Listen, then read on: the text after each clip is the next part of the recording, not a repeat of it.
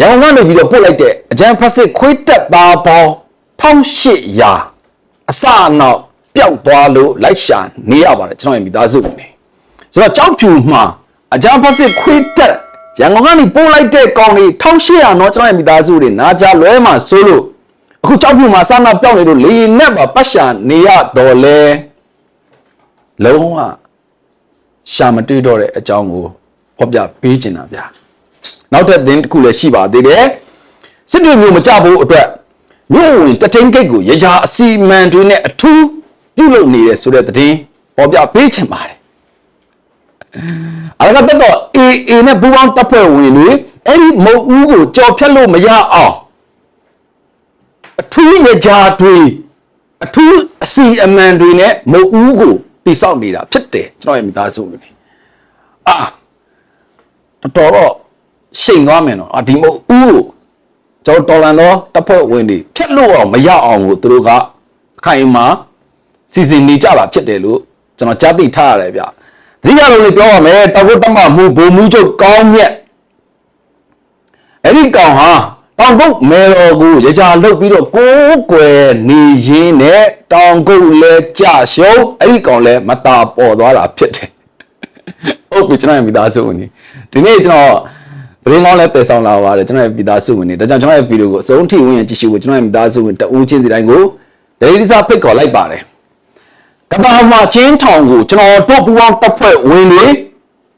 ဖွင့်ပေးနိုင်ခဲ့ပါပြီကဘာမျိုးနဲ့ပတ်သက်တဲ့တိုက်ပွဲသတင်းတွေနေ့စဉ်ကျွန်တော်ရဲ့မိသားစုဝင်တွေကြားရမှာဖြစ်ပါတယ်အမှန်တကယ်အဲ့ဒါကကျွန်တော်တို့လက်ထဲကိုရောက်သွားပြီဒါကျွန်တော်ကတော့ပုံမှန်လေးပြောတာဒီကြောင့်ကနေပြီးတော့ဘုံကျဲမှုတွေရှိနေလို့ကျွန်တော်တို့အချို့အရာလေးတွေဒီကြီးနဲ့ထိမ့်သိမ့်ပြီးတော့ဆောင်ရွက်နေရတာဖြစ်တယ်မြောက်ပိုင်းနဲ့ပေါင်းပါကောင်တွေကလည်းပဲသူတို့ကြသွားပြီသူတို့ရှုံးပြီသူတို့ပြေးပြီသူတို့လက်လွတ်လိုက်ရပြီဆိုရင်ကျွန်တော်တို့မြို့ရွာတွေကိုပဲဘုံကျဲပြီးတော့လုတ်ခဲ့တဲ့ကောင်တွေဒီလိုအခြေအနေမှာလက်ရှိကျွန်တော်တို့ကဒါမှရှိနေတဲ့စပေးရှောင်ဒုက္ခတွေကျွန်တော်တို့ရဲ့ပြည်သူတွေအများအပြားလည်းပဲကျွန်တော်ပြည်သူ့ကာကွယ်တပ်ဖွဲ့ဝင်တွေကသူတို့ကိုထပ်ပေါက်ဖွင့်ပေးပြီးတော့ဘေးကင်းတဲ့နေရာကိုပို့ဆောင်ခဲ့ပြီးဖြစ်တယ်ဆိုတဲ့သတင်းကောင်းတွေနဲ့အတူဒါဟာကျွန်တော်တို့လက်ထဲကိုရောက်နေပြီဆိုတဲ့အကြောင်းပါအကျဉ်းအောင်ကိုဖွင့်ပေးနိုင်ခဲ့ပြီကျွန်တော်ရဲ့မိသားစုဝင်တွေဒါဟာကျွန်တော်တို့လူငယ်တွေရဲ့ဘာနဲ့မှလဲလို့မရတဲ့အရာပဲလက်ရှိတိုက်ပွဲတွေပြင်းထန်စွာဖြစ်ပွားနေတာခွင့်ကောက်ပွဲရေကောက်ပြီးတဲ့နေ့တွေကကျွန်တော်ရဲ့မိသားစုဝင်တွေကျွန်တော်ရဲဘော်လူငယ်တွေဘလောက်တောင်ပင်မမလဲအချို့အကောင်းတွေ Happy New Year ဘာညာမူယူနေတဲ့အချိန်မှာပျော်ပါနေတဲ့အချိန်မှာပျော်ပွဲရှင်ပွဲတွေဆင်နွှဲနေတဲ့အချိန်မှာကျွန်တော်လူငယ်တွေဟာလက်နဲ့ကြီးတန်းကြီးစံတွေကြားထဲမှာတိုက်ပွဲဝင်နေကြတယ်ကျွန်တော်ရဲ့မိသားစုဝင်တွေဟုတ်ပြီဒါတော့လက်ရှိကျွန်တော်တို့ရဲ့ကြီးမားတဲ့အောင်မြင်မှုတစ်ခုတဲ့မိသားစုဝင်တွေကိုကျွန်တော်တရက်နေ့ဒီလိုမျိုးလက်တလာရဲ့ပထမအဆုံးရက်နှစ်တနည်းရဲ့ပထမအဆုံးရက်မှာဝန်တာကိုယူပွဲသတင်းကိုကျွန်တော်အရင်ဥစွာဖော်ပြခဲ့တာဖြစ်ပါတယ်ဟုတ်ပြီရန်ကုန်ကနေပို့လိုက်တဲ့အကြံဖက်စစ်ခွေးတက်သားပေါင်း1800တဲ့ဗျာလုံးဝကိုအစအနပျောက်သွားတာဆိုတော့ဒီသတင်းကိုလက်ရှိအကြံဖက်စစ်ခွေးတက်ကအရာရှိတကောင်အလကတက်တော်နဲ့ပူပေါင်းတပ်ဖွဲ့ဝင်တွေစီမှာအရှင်ရမိထားတာဖြစ်တယ်သူဟာလည်းပဲအဲ့1800တဲမှာပါနေတဲ့အရာရှိကောင်ဖြစ်တယ်ကျန်တဲ့ကောင်တွေအကုန်လုံးလည်းအစအနောက်ပျောက်နေတယ်ဆိုတဲ့သတင်းလက်ရှိအချိန်မှာကြောက်ဖြူဘက်မှာသူတို့ကောင်တွေကိုပြန်ပြီးတော့ရှာတွေးလို့ရမလားဆိုပြီးတော့ရဲရင်နဲ့ပတ်ပြီးရှာနေတယ်ဆိုတော့အကြောင်းနဲ့ကျွန်တော်တို့ကြားသိထားပါတယ်ဆိုတော့အဲ့ဒီကောင်ကြီးဘယ်ရောက်သွားလဲအဆက်တွေလည်းပြတ်သွားပြီသူတို့စီလည်းပြန်မရောက်ဘာမှလည်းအကြောင်းမပြန်ဆိုတော့ဘယ်ရောက်သွားလဲကျွန်တော်မိသားစုနဲ့ကြားဗီဒီယိုကြည့်နေရင်လည်းကောင်းမှမှာဖြည့်ခဲ့ပါကျွန်တော်တို့ဒီတိုက်ပွဲတွေမှာဒီသူတို့ရဲ့ system တွေကိုကျွန်တော်တက်ခက်သိမ့်ပိုက်တဲ့မတိုင်ခင်နေမှာသူတို့ကိုလက်နဲ့ချဖို့အတွက်ကျွန်တော်နဲ့ပူးပေါင်းဖို့အတွက်ကျွန်တော်အမြဲတမ်းသတိပေးတယ်ဒါအမြဲတမ်းနှီးပါပဲကျွန်တော်ရဲ့မိသားစုဝင်နေဒါပေမဲ့ဒီဟာကိုခေါင်းမှာပြီးတော့ စစ်ကူလေးရောက်လာမလားလေငန်းနေပြစ်ကူလေးနဲ့များကျွန်တော်တို့ကပြန်ပြီးတော့ဆုတ်ခွာသွားမလားဆိုတဲ့ဒီကောင်လေးရဲ့မျှော်လင့်ချက်လေးနဲ့ဂူအောင်နေတဲ့ကောင်လေးတကယ်လည်းဝင်ရပိတ်ဆို့ပြီးတော့တကယ်တုတ်တင်ရှင်းနေတဲ့အချိန်မှာတော့အခုလိုမျိုးပဲကြက်ပြောင်းငှက်ပြောင်းပျောက်သွားကြတာအချို့ကောင်တွေကတော့အုံရောကြောက်ရောနဲ့ခွေးပြေးတောင်ပြေးပြေးနေကြတယ်အချို့ကောင်တွေကတော့ကျွန်တော်တို့လက်ထဲမှာအသေးဖြစ်သွားတယ်အချို့ကောင်တွေကတော့အရှင်အဖမ်းခံလိုက်ရတယ်ဆိုတော့လက်ရှိစစ်မှုထမ်းဥပဒေဆိုတဲ့အောက်ဒီအောက်မှာအပတ်စိန်ပေါင်းမြောက်များစွာကိုလုတ်ခဲ့တဲ့အကြမ်းဖက်စစ်ခွေးတက်ပြီးတော့ရှေ့ရန်ပို့လိုက်ပေးမဲ့လေပဲကျွန်တော်တို့ပြည်သူနဲ့အတူလာရောက်ပြီးတော့ပူးပေါင်းတဲ့ကောင်တွေရဲ့နောက်ဆုံးတော့တွားရလမ်းအခုကျွန်တော်ရထားတဲ့သတင်း1800ဆိုတဲ့အင်အားနေတာမဟုတ်ကျွန်တော်မိသားစုလေအဲ့ဒီ1800ဆိုတဲ့အနောက်မှာသူတို့ရဲ့မိသားစုဝင်ရှိတယ်သူတို့ရဲ့သားသမီးတွေမိမျိုးစုံနဲ့ပေါ်တာဆွဲတာပဲဖြစ်ဖြစ်အတင်းအဓမ္မပဲဖြစ်ဖြစ်အလိုတူအလိုပါမှုလို့ပဲဖြစ်ဖြစ်ခေါ်ဆိုလူနိုင်ချင်လို့ပဲဖြစ်ဖြစ်အခု1800ကျော်ပျောက်သွားပြီအရာရှိအပါဝင်အဲ့ထဲမှာအကြီးကြီးတွေပါအောင်မယ်အကောင်ကြီးတွေပါလာအောင်မယ်နောက်ပိုင်းမှာသတင်းတွေဒီချက်ပို့ပြီးတော့တိကျဖို့လည်းရှိပါကျွန်တော်မိသားစုဝင်ကျွန်တော်ထပ်ပြီးတော့ဖော်ပြပေးပါမယ်အခုအရှင်ဖန်းခံထားရတဲ့ရာရှိကောင်ဒီကောင်စီကကျွန်တော်တို့အခုသတင်းတွေဆက်လက်ပြီးတော့ရယူဖို့ရှိပါတယ်ကျွန်တော်မိသားစုဝင်တွေဟုတ်ပြီဒီကြရတစ်ခုတော့ပြောလိုက်မယ်အားလုံးမုံရင်းကဖြစ်သွားပြီမတာပေါ်သွားပြီငရဲမှာပဲသွားရှာမှရမယ်မင်းအောင်လှန်ရည်လို့ပဲကျွန်တော်ဒီကနေပြီးတော့ပြောလိုက်ချင်ပါတယ်ဟုတ်ပြီဆိုတော့သူတို့မဟုတ်ဦးတဲ့ကိုအရကတက်တော့အေနဲ့ပူပေါင်းတက်ဖွဲ့ဝင်တွေဝင်လာလို့မရအောင်ကြော်ဖြတ်လို့မရအောင်ရကြတွေနဲ့အထူးစီမံတွေလုပ်ပြီးတော့မှမိုးဦးမိုးဝကိုပြုတ်လုပ်နေတယ်ဆိုတော့ကြောက်မိသားစုဝင်တွေဟာဒီကောင်တွေကအစစ်စစ်စီစဉ်ထားအောင်နော်ကြောက်မိသားစုဝင်တွေဆိုတော့ဘယ်လိုလဲကျွန်တော်တို့ဒါဟိုပေါ့ဖာဝင်းကြခါးတွေဖာဝင်းကြခါးတွေထဲမှာလို့ပေါ့နော်ဟုတ်ဒီမိုးဦးလေးဝင်ပြီးစွာနဲ့ဘာညာကွိကွာဖြစ်သွားတဲ့ပုံစံမျိုးလားတော့မသိဘူးရဟုတ်ပြီစစ်မြေမျိုးကြဖို့အတွက်မြို့ဝင်တက်ထိန်ဂိတ်မှာရကြအစီမံနေနဲ့ပြုတ်လုပ်နေတာပါဒါဆိုရင်တော့မကြတော့ဘူးစစ်တူမျိုးကြပါတော့မယ်လို့ပဲကျွန်တော်ကတော့အခုကလေးကကြိုတင်ပြီးတော့နမိတ်ဖတ်ဖော်ပြလိုက်ပါတယ်ဒါကြောင့်လည်းပဲကျွန်တော်ကအကြံဖက်စစ်ခွေးတက်ကတောင်ကုတ်တက်မှမူဘုံမှုချုပ်ကောင်းမြတ်အကြောင်းကိုကျွန်တော်ကဖော်ပြခဲ့တယ်အဲဒီကောင်ကလည်းပဲတောင်ကုတ်မေတော်ကူရကြအစီမံတွေနဲ့လှုပ်ပြီးတော့ပိုးပွယ်ရင်းနဲ့မတာပေါ်သွားသလိုတောင်ကုတ်လည်းပဲအဲ့ဒါတော့အေးနဲ့ပူပေါင်းတက်ဖွဲ့ဝင်တွေလက်ထဲကိုရောက်သွားတာပါဆိုတော့အရင်တော့ကကျွန်တော်မိသားစုဝင်တွေမှတ်မိသေးလားမသိဘူးအချို့ Telegram မှာဒီနေ့တော့မှကျွန်တော်သတိတရားနဲ့ဓာတ်ပုံလေးတွေပြန်ပြီးတော့ဖော်ပြထားတယ်ကျွန်တော်ဘုံသီးတွေမှာသူရဲ့ဗာလဲ24ပစ္စည်းပေါ့နော်အဲ့ဒါလေးတွေဘုံသီးတွေမှာကတ်ပြီးတော့ကျွန်တော်တို့ဒါ60မမသီးတွေမှာလည်းအဲ့ဒါလေးတွေကတ်ပြီးတော့သူတို့ကဒါချုပ်မိုင်းတွေပေါ့နော်ချုပ်မိုင်းတွေမှာတော့မှအဲ့ဒါလေးတွေကတ်ပြီးတော့မှအဒီရချာလားကျွန်တော်အဲ့ဒါကြတော့ဘယ်လိုခေါ်လဲကျွန်တော်မိသားစုနဲ့ကျွန်တော်ပြောမတတ်ဘူးဆိုတော့အဲ့ဒီ24ပစ္စည်းကိုလူသေးစေတဲ့လက်နက်မှာကတ်ပြီးတော့မှအဲ့ဒီကောင်တွေကကျွန်တော်တို့ပြည်သူလူထုကိုပြစ်တာအဲ့တော့ဆိုပါစို့ကျွန်တော်ဘာလာရင်းနဲ့ပတ်သက်ပြီးတော့မပြောချင်ဘူးပေါ့နော်ဆိုတော့လူသေးစေတဲ့လက်နက်မှာကျွန်တော်တို့သူတို့24ပစ္စည်းကတ်ပြီးတော့ပြစ်တာနဲ့ပတ်သက်ပြီးတော့ကျွန်တော်မိသားစုနေဘယ်လိုဝေဖန်ချင်ပါတယ်ကျွန်တော်နားမလည်လို့လေဗီဒီယိုကွန်မန့်မှာရေးပေးခဲ့ပါကျွန်တော်တေချာပေါက်ဒီဗီဒီယိုကွန်မန့်ကိုပြန်ပြီးတော့ကြည့်ပေးပါမယ်ဆိုတော့ကျွန်တော်လည်းမသိနားမလည်လာတာရှိတယ်အချို့ຢာတွေကကျွန်တော်ရဲ့ဗီဒီယိုကိုကြည့်နေတယ်ကျွန်တော်ရဲ့မိသားစုဝင်တွေကကျွန်တော်ကိုပြန်ပြီးတော့ကြံညံပေးတာတွေပြန်ပြီးတော့တင်ပြပေးတာတွေလည်းရှိပါတယ်ဆိုတော့ဟုတ်ပြီစီးရီမျိုးမကြဖို့အတွက်ဂျမ်ဘက်စီခွတ်တက်ကနေပြီးတော့မြို့ဝင်တထိန်ဂိတ်ကြီးကိုဂမ်ဘီယာဆန်ဆန်ရဲချာမုံဦးလုံးမုံမုံဝလုံးနေတယ်လို့ကျွန်တော်တို့ဒေသတွင်းသတင်းရရှိထားတာဖြစ်ပါတယ်ရခိုင်မှာမြို့တစ်မြို့ပြီးတစ်မြို့ဆုံးရှုံးနေတဲ့ဂျမ်ဘက်စီခွတ်တက်ကကောင်းနေသူရဲ့ပြည်နယ်မြို့တော်လို့လည်းသတ်မှတ်ထားတဲ့စစ်တွေမြို့ကြမှာဆိုလို့အခုလှုပ်ဆောင်နေတာဖြစ်တယ်လို့ကျွန်တော်တို့ကြားသိထားရပါတယ်ကြာရှုံးမှာအလုံးကိုစိုးရိမ်နေပြီးတော့မြို့ဝင်တက်ထိန်ဂိတ်ကိုကံမြင့်ရကြတွေပြုလုပ်နေတယ်လို့မျက်မြင်ဒေသခံတအုပ်ကသတင်းပေးပို့ထားတာပါ ကံကြီးရကြလို့ရင်ဘယ်လိုလဲတော့ကျွန်တော်တော့မသိဘူးလေနောက်ရင်သားစုနေကျွန်တော်လည်းတစ်ခါမှရကြတွေပါတယ်ညာတွေကျွန်တော်တို့မလုပ်ဘူးဆိုတော့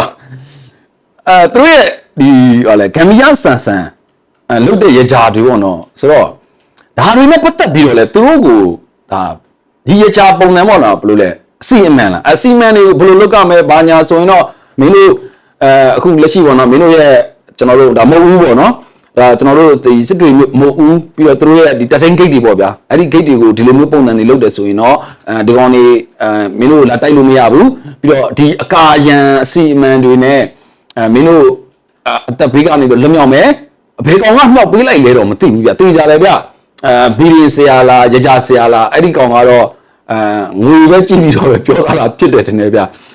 ကျွန်တော်ပြပြမယ်ကျွန်တော်မိသားစုဝင်နေကျွန်တော်ကတော့လူငယ်လိုပဲကျွန်တော်ဖော်ပြတတ်တယ်ဆိုတော့အဲ့ဒါဘာလဲဆိုတော့ဥပမာဗျာကျွန်တော်တို့တို့လုပ်တယ်မဟုတ်ဘူးပေါ့နော်တို့မဟုတ်ဘူးလေးလုပ်လိုက်တယ်ဟုတ်ပြီအဲ့ဒီမဟုတ်ဘူးကိုကံပြဆက်ဆံရကြခြင်းနဲ့လုပ်တယ်ဗျာဟုတ်ပြီဘာလဲကြီးမဖြတ်တော့ဘူးဗျာအဲ့ဒီနေရ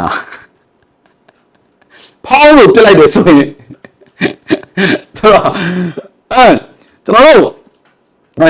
့နေကံပြစကန်နော်အဲ့ဒီမှာလည်းပဲကျွန်တော်တို့ဗာလဲအဲ့ဒီမှာရှိတဲ့အပိုင်ပေါ့နော်အပိုင် net ပေါ့နော်အပိုင် net တပါးပေါ့နော်သူ့ကိုလည်းပဲအဲ့လိုပဲရကြတွေနဲ့အဲ့ဒီနေကံရဲ့အရန်ကိုကျမ်းပါတယ်ဆိုတော့အဲ့ဒီနက်နန်းပေါ့နော်နက်နန်းမှာသူတို့ဒီရကြတွေနဲ့သူတို့ကိုယ်ဝင်နေတဲ့အချိန်မှာအားတော်တော်အိမ်နဲ့ပူပေါင်းတပ်ဖွဲ့ဝင်နေလက်နဲ့ကြီးနဲ့ပြစ်ခတ်လိုက်လို့ထိုင်နေရင်းနဲ့ကျွန်တော်တို့ဒီနက်နန်းကိုထိုင်ကြော့နေရင်းနဲ့အစီအမံတွေလုပ်နေရင်းနဲ့အကြမ်းဖက်စစ်ခွေးတက်ကအရာရှိပါဝင်အစုလိုက်အပြုတ်လိုက်အဲ့မှာနေကန်သွားပြီးတော့အဲ့နက်နန်းမှာပြိုကျသွားတယ်ဆိုတဲ့သတင်းကိုလည်းကျွန်တော်သတင်းဗီဒီယိုဟောင်းတစ်ခုမှာဖော်ပြပူးတယ်မကြသေးပါဘူးကျွန်တော်အားကတော့အေးတိုက်ပွဲသတင်းတွေဆိုကျွန်တော်မိသားစုဝင်တွေကိုအမြဲတမ်းမပြတ်ကျွန်တော်ဖော်ပြတတ်တယ်ဗျဟုတ်ပြီအခုလည်းပဲကျွန်တော်တို့ဒီမဟုတ်မဟုတ်တွေပေါ့နော်ဒါနဲ့ပတ်သက်ပြီးတော့တော်တော်စိတ်ဝင်စားဖို့ကောင်းနေပါပြီဒါဆိုရင်တော့ကျွန်တော်တို့လို့မကြောက်ဘူးအဲ့ဒီစစ်တွေကျွန်တော်တို့လက်ထဲရောက်တော့မယ်ထင်တယ်ဗျဒါဆိုရင်တော့အခုတိဆောက်နေတဲ့ကျွန်တော်တို့မြို့အဝင်အထွက်ပြီးတော့မဟုတ်ဦးနာပြီးတော့ကျန်ဖက်စစ်ခွေးတက်ကျွန်တော်တက်ထိန်ဂိတ်တွေနားမှာရကြစီမံနေနဲ့လုံနေတဲ့မိုးဝကိုဖြတ်ပြီးတော့မှတက်သေးကိုကျွန်တော်တို့ဝင်ရမဲ့သဘောဝင်နိုင်မဲ့သဘောဆိုတော့တို့မဟုတ်ဘူးတဲ့မဖြတ်နိုင်ဘူးလို့တို့ကခါခိုင်မာယုံကြည်ပြီးတော့အဲ့ဒီရကြအစီအမံတွေကိုဂမ်မီယာဆန်ဆန်လှုပ်ဆောင်နေတာဖြစ်တယ်လို့ကျွန်တော်တို့သိကြတဲ့သတင်းရရှိထားတာဖြစ်ပါတယ်တို့ဘက်ကတော့လုံးဝကိုသိကြသွားပြီငါဒါတွေကိုလုပ်ပြီးသွားပြီးဒီရကြတွေဒီအစီအမံတွေကိုလုပ်ပြီးပြီဆိုရင်တော့ဒီမိုးဦးခိတ်ကိုကျွန်တော်တို့အလကတ်တော့အေကဖြတ်လို့မရတော့ဘူးပေါ့ဗျာယုံကြည်မှုအဖြစ်ရှိတယ်လို့လည်းကျွန်တော်သတင်းရရှိတာဖြစ်ပါတယ်ပြီးတော့အဲ့ဒီတထိန်ဂိတ်ကိုလည်းပဲပြည်သူတွေဖြတ်တော်လာခွင့်မပေးဘူးကျွန်တော်တို့ကန့်သက်ထားတယ်ပြီးတော့အလုပ်သမားတွေပြီးတော့သူတို့နဲ့ပတ်သက်တဲ့သူတွေသူတို့ခိုင်းခေါ်ခိုင်းထားတဲ့ကောင်တွေကိုပဲသူတို့ဒါစရင်တေချာလုပ်ပြီးတော့ဖြတ်တော်လာခွင့်ပေးထားတယ်လို့ကျွန်တော်ကြားသိထားရတယ်ဆိုတော့အဲ့ဒါနဲ့ပတ်သက်ပြီးတော့ကျွန်တော်အမြင်လေးတစ်ခုဖော်ပြချင်တယ်ဗျဟုတ်ပြီသူတို့ကအဲ့လိုမျိုးပေါ့နော်မဟုတ်ဦးတွေဒိဝတွေကိုဒီဘီရကြတွေနဲ့သူတို့လုတ်ခဲ့ပြီးပြီဆိုတော့ကျွန်တော်တို့ပြည်သူကလည်းပဲလက်ရှိတနိုင်ငံလုံးမှာရှိတဲ့အကြောင်းဖက်စစ်ခွေးတက်နဲ့ရဲခွေးဆိုရင်ရုံစရာကောင်းမပရီစရာကောင်းဆိုတော့တတ်မှတ်ထားတဲ့အခြေအနေဆိုတော့ကျွန်တော်ပြည်သူဟာလက်ရှိဒေသခံတွေကလည်းသိနေပြီလေဗျဆိုတော့သူတို့ရကြအစီအမံတွေလုပ်ထားတဲ့အဲ့ဒီမုတ်ဦးပေါ့နော်မုတ်ဝပြီးတော့အဲ့ဒီတိုင်တွေကိုရှူရှူနဲ့သွားပန်းမှာစိုးလို့သူတို့ဟာကျွန်တော်ရတပြည်သူကိုအဲ့ဒီနေရာကတက်တန်းသွားလာခွင့်မပေးထားဘူးလို့ပဲကျွန်တော်ကယုံတာပါဆိုတော့ပေးထားတဲ့ပြည်သူကရှူနဲ့သွားပန်းမှာမဟုတ်ရင်တော့ကျွန်တော်တို့မစင်တို့နဲ့ပြစ်ခံရမှာဆိုတော့ကျွန်တော်မိသားစုနေအမရေကောက်ပွဲပေါ့နော်ရေကောက်ပွဲနဲ့ပတ်သက်ပြီးတော့ကျွန်တော်တို့ဒါတို့တွေ message စီအောင်နဲ့ဗလိုင်းတွေထောင်းတော့လဲအဲ့လိုပဲလေကွာနဲ့တစ်တာနဲ့မီးတက်ရှို့သွားတာနဲ့ဖနက်နဲ့ပြစ်ပေါက်တာနဲ့ဆိုတော့ဒီလိုချင်းကြီးလဲကြုံရပြီဒါအာမန်ပုံနော်ကျွန်တော်မိသားစုနေပြည်သူကတကယ်ကိုအလုံးမပါတဲ့ဒီအာနာသိမ့်တဲ့နောက်ပိုင်းတွေမှာပေါ့နော်ကျွန်တော်မိသားစုသူတို့ကိုယ်နိုင်ကလည်းပဲပြည်သူတွေကြားထဲမှာကြောက်အားလန့်အားနဲ့သူတို့နေထိုင်တက်ရှင်တန်နေရတဲ့အခြေအနေပါကျွန်တော်မိသားစုနေဟုတ်ပြီကျွန်တော်တို့ဒါနေကံမှာလည်းပဲထိုးနေတော့မယ်ဒါကျွန်တော်တို့တောင်းဆောင်တဲ့ဘာညာတွေကိုပင့်ဖိတ်ပြီးတော့ရကြတွေဘာညာလုပ်နေတဲ့အချိန်မှာလည်းတော်တော်အေးဘယ်နဲ့ကြီးနဲ့ပစ်ခတ်ပြီးတော့အဲ့ဒီနန်းနန်းကြီးနဲ့တိုးကြပြီးတော့အဲ့ဒီရကြလုပ်နေတဲ့ကောင်တွေတစ်ဖွဲ့လုံးနဲ့တည်သွားတယ်ဆိုတဲ့သတင်းနဲ့ကျွန်တော်မိသားစုကြားမှာဖြစ်တယ်ထိုးနေတော့မယ်တဲ့အနောက်ပိုင်းနဲ့စစ်ဌာနချုပ်အန်တိုက်ပွဲမှာလည်းပဲကျွန်တော်တို့နပခဝင်းထဲမှာအဲ့လိုပဲတဲ့သူတို့ဒီနပခဝင်းထဲကိုလုံးဝဝင်လာလို့မရအောင် ပြည်ရချာအစီအမံတွေနဲ့တိတိချာချာအထက်ထက်ချီနောင်အထက်ထက်စီရင်ပြီးတော့မှလှုပ်ထားခဲ့ကြတာဖြစ်ပါတယ်ဆိုရင်အဲ့ဒီနေရာကလည်းပဲသူတို့ကလည်းအဲ့လိုပဲဒီအဲ့မှာလည်းသူယုံကြည်တာကဒီနဘခဝင်းကြီးတွေကိုကျွန်တော်တို့အရခတ်တော့အေနဲ့ပူပေါင်းတစ်ဖွဲ့ဝင်တွေဝင်လာလို့မရဘူးဒီစစ်တိုင်းဌာနချုပ်ကိုသူတို့ရဲ့ရကြအစီအမံတွေနဲ့ခိုင်ခိုင်မာမာဆောင်ရွက်ထားတဲ့အခါမှာဒါပေမဲ့လည်းအရခတ်တော့အေနဲ့ပူပေါင်းတစ်ဖွဲ့ဝင်တွေဝင်ကြိတ်တာစမ်းမိသားစုနေမမီအောင်မယ်ထင်တယ်ဗျဆိုတော့ကျွန်တော်တို့ဒါ KW တိုက်လီနော်ဆိုတော့အဲ့ဒီကောင်လေးပဲအဲ့လိုပဲမာလာကရက်ကလည်းခုညံရလည်းမမီတဲ့ကောင်နော်အဲ့ဒီကောင်ကဗာလဲအောင်တပီကလေးနဲ့တက်ပြီးတော့ရိုက်တက်ဒါအောင်မျိုးရလားဘလို့လဲကျွန်တော်မိသားစုဟုတ်ပြီဒါပေမဲ့လည်းပဲအော်တိုပြတ်ကျသွားတာတွေနဲ့ပြီးတော့ပြန်တက်ပြီးတော့ခေါင်းဆိုင်သွားတာတွေနဲ့ကျွန်တော်တို့ပြည်သူ့ကာကွယ်ရေးတပ်ဖွဲ့ဝင်တွေပြစ်ချလို့ကျွန်တော်တို့ဒါငှက်ကင်ဖြစ်သွားတာတွေနဲ့ကျွန်တော်ရဲ့မိသားစုဝင်တွေအဲ့တော့ကျွန်တော်အမြင်ကတော့ဒီကောင်တွေလုပ်နေတဲ့ရကြားတက်ဒီကောင်တွေလုပ်နေတဲ့အစီအမံတက်တကယ်လက်ရှိလည်းမြေပြင်မှာဖြစ်နေတဲ့အခြေအနေအတက်ဖြစ်နေတာပါဆိုတော့နေ့စဉ်လူတက်နေတဲ့ကောင်တွေအနေနဲ့ကဘလို့ရကြားတွေအစီအမံတွေပဲလုပ်နေပါစေဒီကောင်တွေတွားရမယ်လမ်းကငရဲပဲဖြစ်ပါတယ်ကျွန်တော်ရဲ့မိသားစုဝင်တွေဒါလည်းအားလုံးသိရှိပြီးဖြစ်ပါတယ်ဒီနေ့နောက်ဆုံးပိုင်းမှာကျွန်တော်ရဲ့မိသားစုကျွန်တော်နည်းနည်းလေးဖော်ပြပေးချင်တာပါကျွန်တော်အဲ့ဒါကျွန်တော်တို့ဒီ2025နဲ့2026နှစ်တကူညမှာ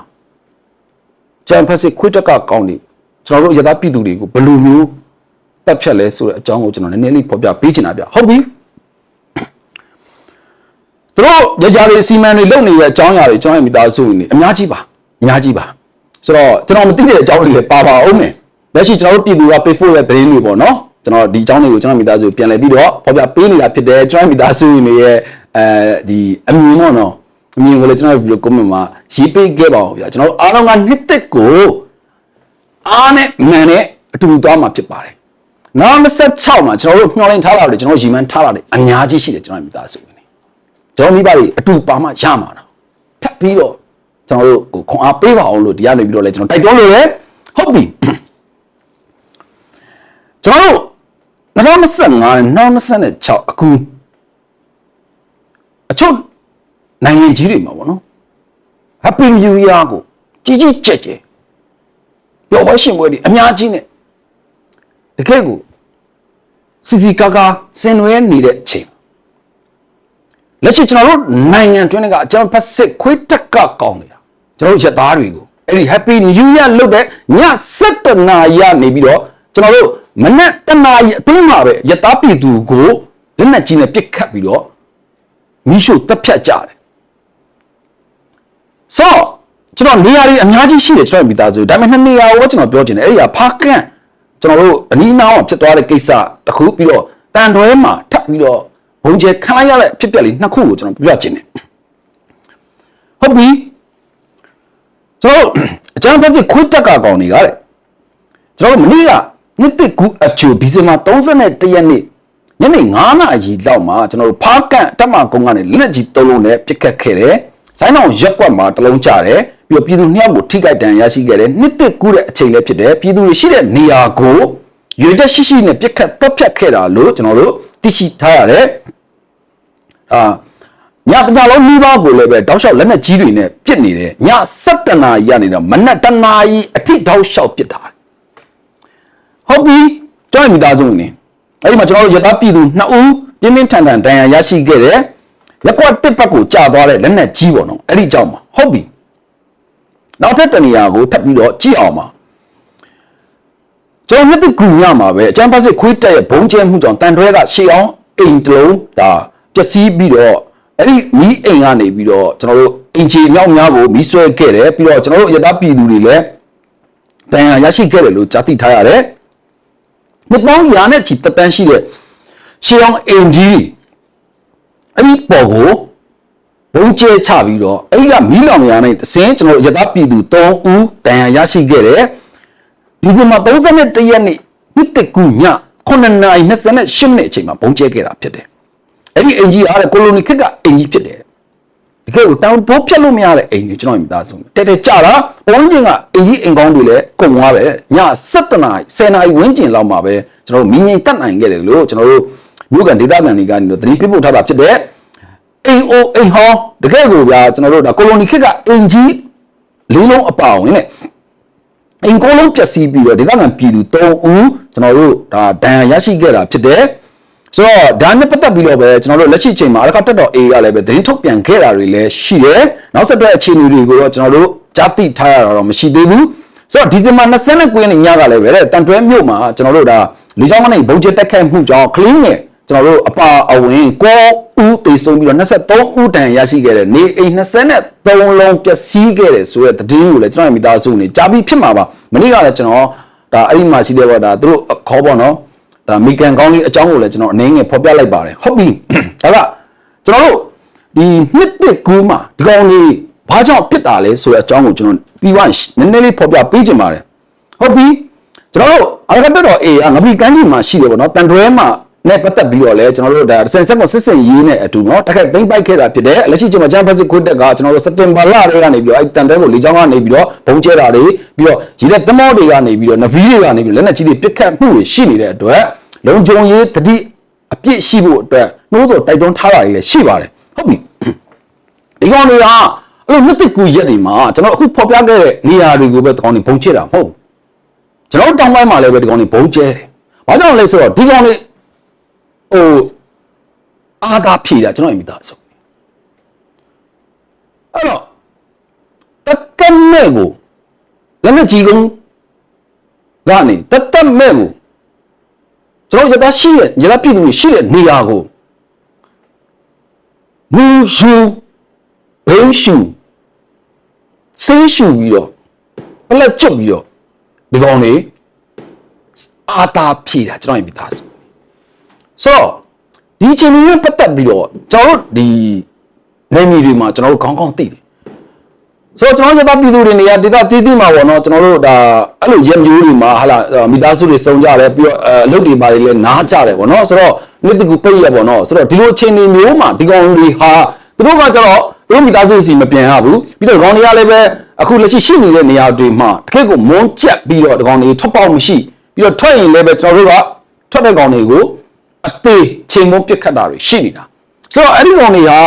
ဒါစားမဲ့တောင်းမဲ့ဖြစ်လက်ပြတ်စုပ်ပြတ်တတ်နေတဲ့အပေါ်မှာအဲ့ကောင်တွေကမူရရန်ကားပြီးတော